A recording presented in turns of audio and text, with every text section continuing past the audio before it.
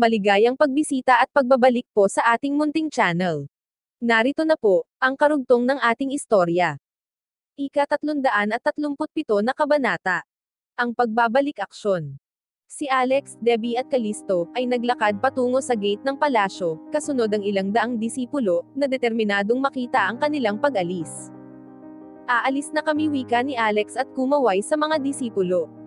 Lumingon siya sa huling pagkakataon, upang makita si Celeste, Celine, Luna, at pagkatapos ay humarap muli, at umalis kasama sina Debbie, Callisto at Rocky na nakasunod sa kanya. Si Celeste, Celine at Luna ay umiiyak. Ganoon din ang ibang mga maiden habang tumatawag kay Alex. Paalam pinuno, sigaw ni Celeste.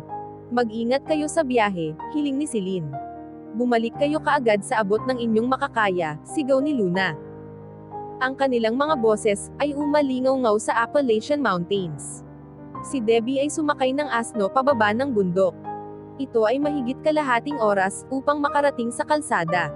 Si Alex, Callisto, at Rocky ay madaling makakapaglakad sa ganoong layo. Pero si Debbie ay hindi kaya, kaya pinili niyang sumakay sa asno. Nagtiyaga sila at pagkatapos ng ilang sandali, nakarating sila sa gilid ng kalsada, at tinulungan ni Alex makababa si Debbie ng asno. Magaling na asno, wika ni Callisto, umuwi ka na ngayon. Ang asno ay pinalaki sa palasyo ng buwan, at walang problema sa pag-uwi mag-isa. Ito ang sasakyan na inasikaso ko para sa inyo, wika ni Rocky. Habang nakaturo sa sasakyan na nakaparke sa gilid ng kalsada. Maraming salamat, Rocky, wika ni Alex. Sumakay sila at mabilis na nagmaneho pababa ng bundok. Nilagpasan nila ang lugar na pinababantayan ni Chris Stedman sa kanyang tauhan, pero wala na ang mga ito. Bago ang araw na iyon, sinabihan na ni Chris na bumalik na ito sa Baltimore.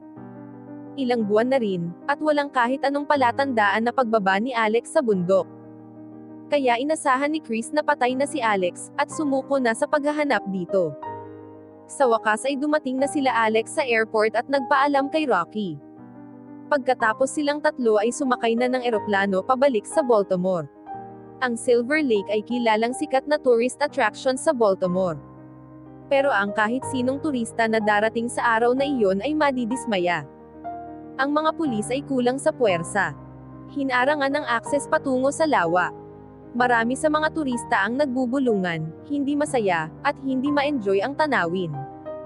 Lahat kayo ay kailangan umalis, wika ni Officer Chelsea Wood sa mga tao. Ang lawa ay sarado para sa mga bisita ngayong araw. Maraming salamat sa inyong pangunawa. Ang mga pulis ng Baltimore ay kasalukuyang responsable sa pagpapatupad sa lugar sa labas ng lawa. Sila ay nag-aalala sa pulong na magaganap sa pagitan ni Lee Harshaw at ng martial arts community. Ang magagawa lang nila ay subukan protektahan ang publiko, mula sa kung anumang pwedeng mangyayari. Ang mga tao mula sa martial arts community ay nagsimulang magdatingan. At sinuri ni Chelsea ang mga kanilang pagkakakilanlan. Ang mga taong nasa listahan niya lang ang pwedeng pumasok. Si Chelsea ay maingat upang maging magalang sa mga bisita. Pakiusap, pumasok na kayo, wika niya kay Brody Kent, ang pinuno ng Sunrise Society. Alam niya na ang pagpupulong ay mahalaga para sa survival ng martial arts community, at interesado siya kung ano ang mangyayari. Kinamumuhian niya si Lee Harshaw para sa pagpatay sa 4 na pinuno ng martial arts sa Baltimore. At gusto niyang makita kung paano itapon ng komunidad ng martial arts si Lee. Nang makita ng mga turista na maraming martial arts community ang dumarating. Napagtanto nila na may malaking magaganap sa lawa ngayong araw. Kaya masaya silang lumayo. Isang mamahaling sasakyan ang dumating, at si Julian Dubant ang may dala. Pagkatapos ng isang buwan na paggagamot, ang kanyang binti ay gumaling na ng tuluyan. Pero sa prediksyon ng doktor, ang kaliwa ni Julian ay medyo ika. Si Chris Stedman ay nakaupo sa passenger seat. Ang kanyang papa ay hindi makakasama. Kaya si Chris ang pumalit dito, upang mabalitaan ang kanyang papa. Si Melissa ay lumabas mula sa mga crowd upang sundan si Chris. Ito ay nakasuot ng black coat at ang mukha nito ay nakalabas. Tumingin siya sa paligid ng mga police officer, at ang lahat ay mula sa mundo ng martial arts. Alam niya na ang Blood Brothers ay lalaban sa martial arts community. At iniisip niya, ito ay dahil pinatay niya si Alex. Si Melissa ay naligalig pero gusto niyang patagong pumasok sa loob at tingnan ang paligid. Kahit hindi siya masigasig makita ang mangyayari. Ito ay kanyang kasalanan at maraming inosenteng mga tao ang mamamatay. Iniyuko niya ang ulo at naglakad patungo sa lawa. Ikaw, tawag ng police officer. Ang lawa ay sarado ngayong araw, pakiusap umalis ka na.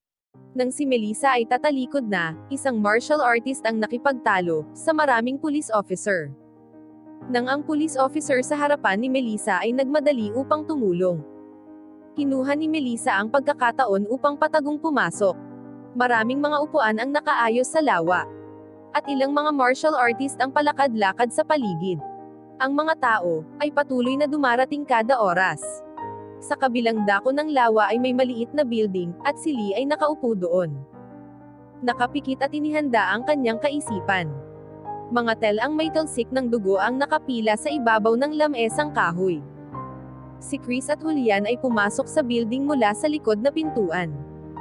Natatakot na baka makita sila ng martial arts community.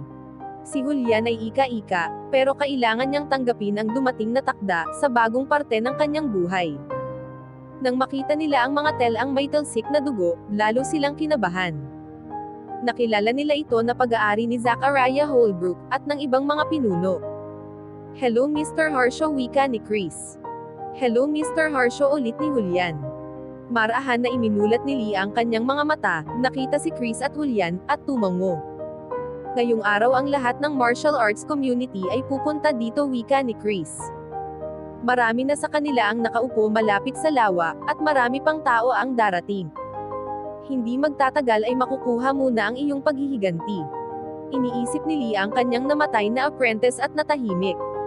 Hinihiling ko pa rin, ako sana ang nakapatay kay Alex, wika nito at itiniklap ang mga kamao. Mula sa labas ng building ang mga martial artist ay nagsimulang tumawag. Blood Brothers, lumabas na kayo at harapin kami. Masyado ba kayong natatakot upang lumabas paghahamon ng isa? Pangako hindi kita papatayin, sigaw ng isa pa. Ang ekspresyon ni Lee ay lalong nagalit, at ang kanyang muscle ay nasiksik, habang kinokontrol ang kanyang matinding galit. Si Chris at Julian ay nanginig sa takot. Mr. Harshaw, kailangan na natin pumunta, wika ni Chris na tumayo. Mag-cheer kami para sa iyo mula sa crowd. Ang aking ama at ako ay hinihiling ang iyong tagumpay, laban sa martial arts community. Oo, hinihiling namin ang iyong tagumpay, ulit muli ni Julian. Siya ay masyadong natatakot kahit sa pagtingin lang kay Lee, habang ika-ikang lumalabas ng kwarto kasama si Chris. Hanggang dito na lang po muna. Maraming salamat po sa pakikinig. Pwede po bang humingi ng subscribe bilang pagsuporta sa ating munting channel? Hanggang sa susunod po muli. Stay safe and God bless.